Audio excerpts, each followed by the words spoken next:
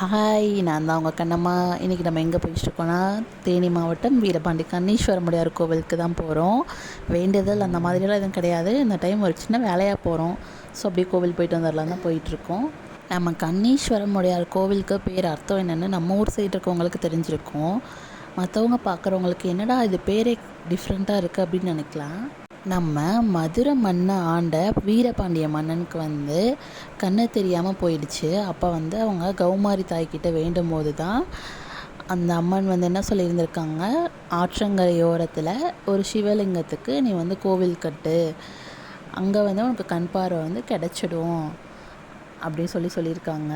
அப்படி மன்னனும் கோவில் கட்டி அவருக்கு அங்கே கண் கிடைச்சதுனால தான் கண்ணீஸ்வரமுடையான்னு சொல்லிட்டு பேர் வந்துச்சு. அது மாதிரி இப்போ நம்ம உடம்புலையும் ஏதாவது பிரச்சனை இருந்து கண்ணில் ஏதாவது பிரச்சனை இருக்குன்றப்போ இந்த கண்ணீஸ்வரமுடையார் கோவிலில் வேண்டிக்கிட்டோன்னா அது சரியாயிடும்ன்றது ஒரு நம்பிக்கையாகவே இருக்குது.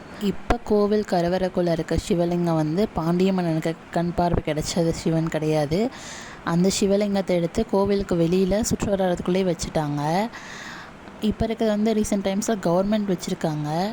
ஆனால் நான் கோவில் போகும்போதெல்லாம் என்ன ரீசன்னு தெரில, உள்ளே இருக்க போய் சிவனை கும்பிட்றனோ இல்லையோ, அந்த நாகலிங்க மரத்துக்கு அடியில் இருக்க சிவனை போய் நான் கும்பிட்டு வருவேன்.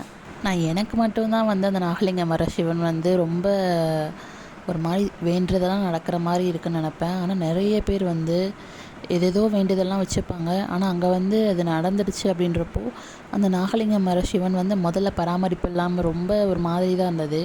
இப்போ அது நீட்டாக எடுத்து வச்சுருக்காங்க. அதுக்கு தண்ணி எடுத்து ஊற்றி அலங்காரம் பண்ணுவாங்க, நிறைய பண்ண ஆரம்பிச்சிட்டாங்க.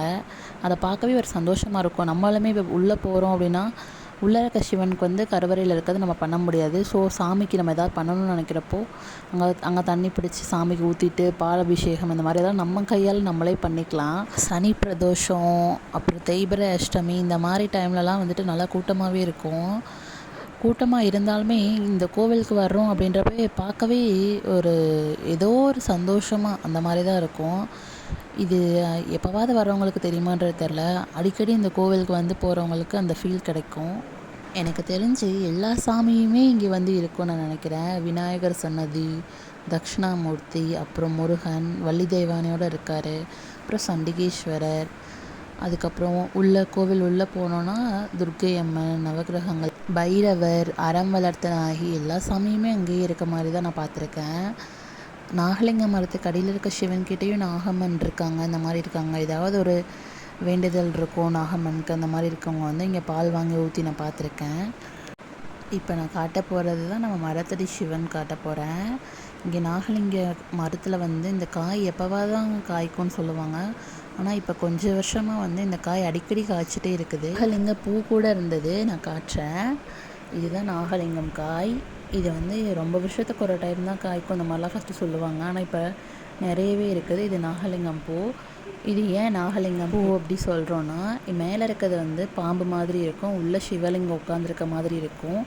அதுதான் நாகமும் லிங்கமும் சேர்ந்து இருக்கனால தான் நாகலிங்கம் பூ அப்படின்னு சொல்கிறாங்க.